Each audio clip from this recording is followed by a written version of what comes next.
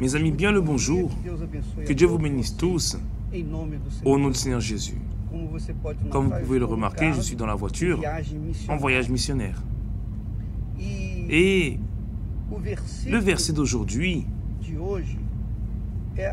est seulement pour fortifier l'idée de la chose la plus importante, du plus grand trésor que l'être humain peut avoir dans sa vie, qui est le salut de son âme. Car Jésus, lorsqu'il est venu, il n'est pas venu pour sauver le corps, ni pour sauver l'esprit,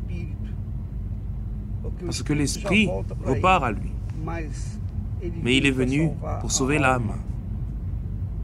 L'âme est cet être invisible que notre corps porte lorsque nous avons mal. Ce corps, appelé l'âme, invisible, il gémit. Maintenant, que s'est-il produit? Lorsque les serviteurs de Dieu a fait la prière du psaume 116, il a dit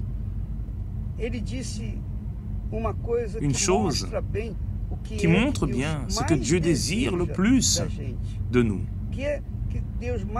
Ce à quoi Dieu aspire le plus pour moi, ma vie, votre vie, la vie de chacun de nous. Il dit cela. Que rendrai-je à l'Éternel pour tous les biens qu'il m'a fait? Regardez seulement la question. C'est-à-dire, quelle est la plus grande offrande que je peux donner à Dieu, que je peux offrir à mon Seigneur? Quelle est la plus grande offrande? Ce psaume prophétique, bien sûr, parle du Seigneur Jésus. Nous pouvons voir cela de manière indirecte, mais c'est le Seigneur Jésus lui-même. Que rendrai-je à l'Éternel pour tous les biens qu'il m'a fait? Et lui-même répond, je prendrai la coupe du salut et j'invoquerai le nom de l'Éternel. Lorsque Dieu a parlé avec Moïse, là au mont Sinaï, et qui lui a dit de dire au peuple ces paroles, il a dit cela. Dis à mon peuple les paroles suivantes. Tu n'auras pas d'autre Dieu. Tu n'auras pas d'autre Dieu. Cette parole veut dire, c'est le même premier commandement. Tu aimeras l'Éternel, ton Dieu, sur toute chose, de tout ton cœur, de toute ton âme. Et dans ce psaume 116, verset 12,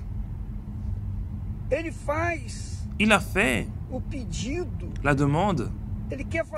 Il veut faire une offrande à Dieu. Il veut donner quelque chose à Dieu. Il veut offrir le meilleur à Dieu.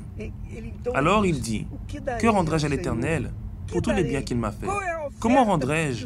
Quelle est l'offrande qui plaira le plus au Seigneur? Il y répond lui-même, je prendrai la coupe du salut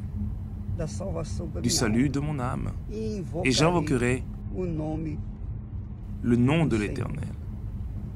Mon ami, ce monde est rempli d'illusions, tellement rempli de pourriture, tellement rempli de disgrâce.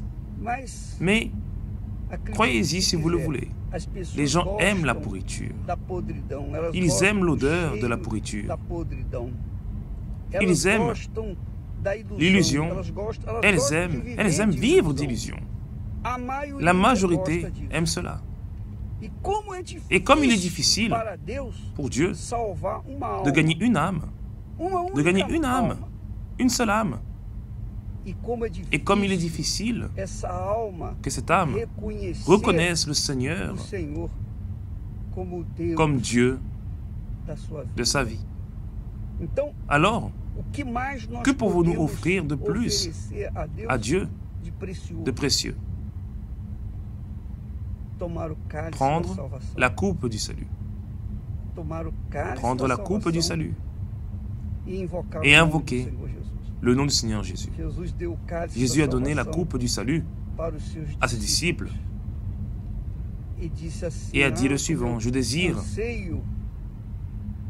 vivement la prendre dans le royaume de Dieu avec vous. C'est parce que Jésus avait hâte de souffrir ce qu'il devait souffrir. Une bonne fois pour toutes. Mourir une bonne fois pour toutes. Ressusciter une bonne fois pour toutes. Et alors, participer à la Sainte Seine avec son peuple, avec son Église, avec ses sauvés. Je dirais qu'il n'y a rien de plus glorieux, rien de plus précieux, rien que je puisse faire qui plaît plus à Dieu que le fait que je prenne moi-même la coupe du salut et que j'invoque le nom de l'Éternel. Il n'y a pas d'offrande, il n'y a rien de ce monde, rien, rien, rien. J'ai renoncé à tout ce que ce monde m'offre pour offrir mon âme, ma vie, prendre la coupe du salut pour que je puisse vivre l'éternité. Alors cela va plaire à Dieu, car c'est pour cela qu'il est venu au monde, pour nous sauver. Et lorsque nous prenons la coupe du salut, là, ce n'est que joie.